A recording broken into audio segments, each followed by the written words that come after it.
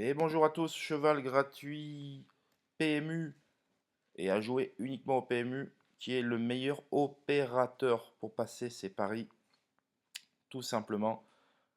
Ça j'y reviendrai, je ferai une vidéo là-dessus parce que pour les joueurs qui me suivent et même les autres, vous savez que lorsque vous allez mettre un billet sur The Turf, par exemple, si on comparait The Turf avec le PMU serait ce sera toujours le meilleur rapport qualité-prix.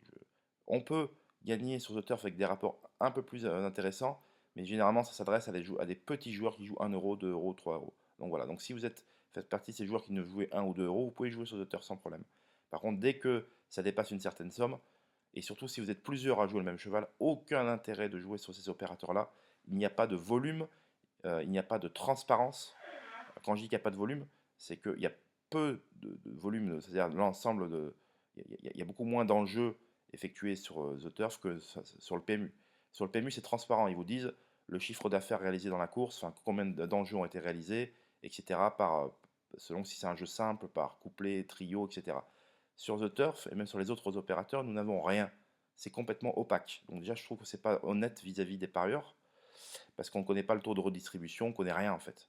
Et ça, et en plus, bah, selon si vous êtes demain, vous allez être des gros joueurs, il y a 10-15 joueurs qui vont mettre 50-100 euros, et ben ça va avoir un impact direct sur la cote.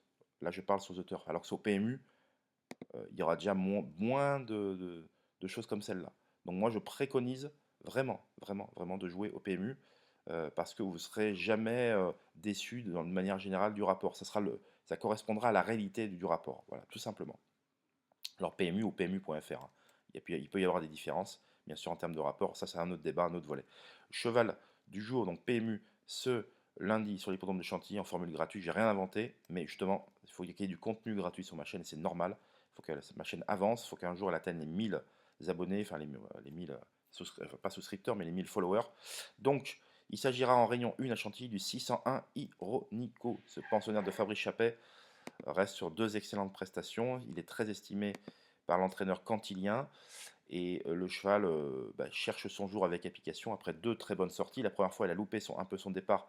Il est revenu accrocher une plaisante troisième place. Dernièrement, il n'est tombé que sur un cheval doué qui s'appelle Buran, qu'on a vu d'ailleurs recourir d'ailleurs très honorablement en s'emparant de la troisième place.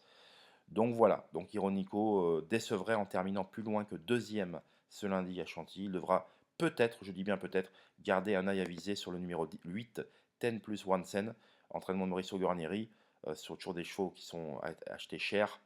Euh, et euh, voilà, cette Kazakh-là était entraînée par Christopher Red l'an dernier. Ils n'hésitent pas à mettre beaucoup d'argent pour acheter des yearlings et des jeunes pousses.